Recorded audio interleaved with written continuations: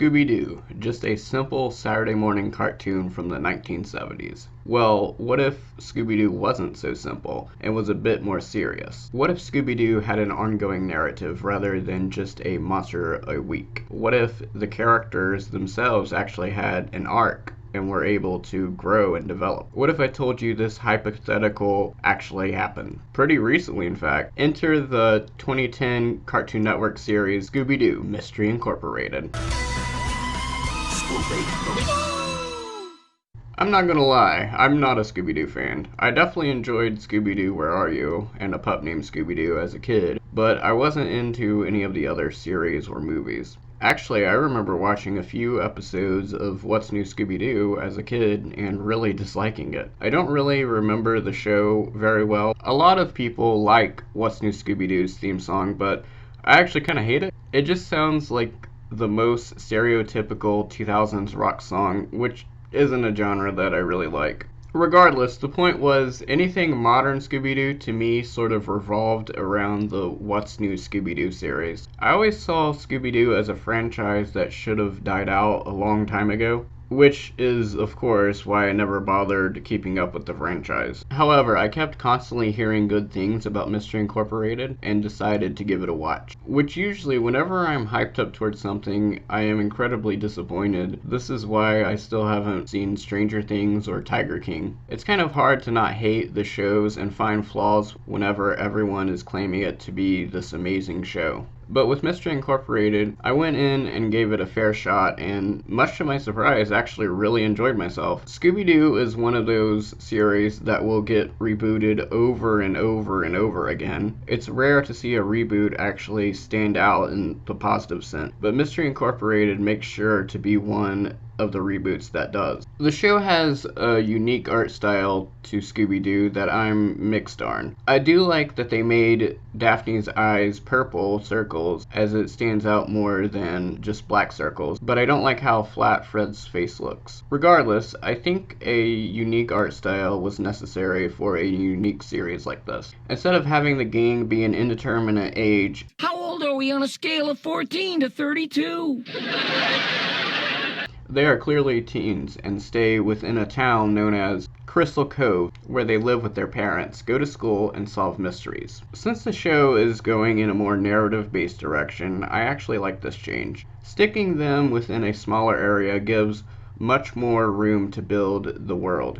The town also hosts some reoccurring characters like Joe Swanson from Family Guy, the mayor, which is Fred's dad, a skipper that owns a food market by the beach, and a radio personality. The radio personality is named Angel Dynamite and is a friend with the gang to the point where her radio station is like an investigation hangout for the teens. I usually don't like to give away spoilers in my reviews, but I have to give this away. As I said, her name is Angel Dynamite, and it turns out to be a giant shock to the gang that Angel Dynamite isn't her real name. The gang and the entire town, for that matter, actually thought her birth given name was Angel Dynamite. Like, really? I just thought it was her nickname or stage name, but no. I just had to mention it because I thought it was really stupid. That's really the only thing that stood out to me as being bad whenever it comes to the actual storytelling, though. As I mentioned, the characters and story go through an arc, meaning it is necessary to watch the series in order, to the point where in season 2 every episode had recaps before the episode. This of course has its positive and negative. In the negative light, Scooby-Doo isn't really a series known for having a serious story, but more of a monster of the week type of show. That being the case, it may discourage fans of the previous series to view, since they won't be able to just watch the episode with the Headless Man or Krampus. This is also hard for reruns because they have to put episodes in a certain order for them to actually make sense. Whenever other shows like, say, Gumball, you can watch an episode from season 5 and then an episode from season 3 and it make perfect sense. However, it does have its positives, as it makes you want to watch more episodes as you really want to know what will happen next. It also makes a really good binge watch, and it allows you to get more involved with the characters. This is the first time I actually cared about what happened with the relationships between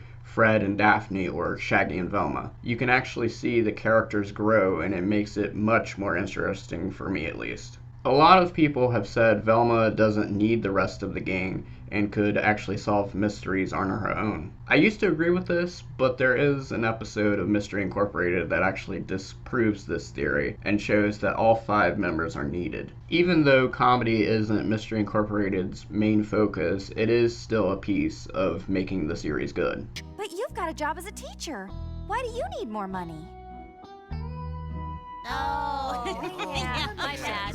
Really ripped off. The show does still keep the monster mystery per episode formula, but it all attaches itself to a bigger mystery, the mystery of the treasure of Crystal Cove. The gang must find 6 pieces of this will thing throughout the series, which... Throughout the season, they find these dimensional keys in which supposedly help unlock Final Space. So it's basically the same plot of Friendship is Magic Season 4, which I'm fine with, as it was my favorite season of that show.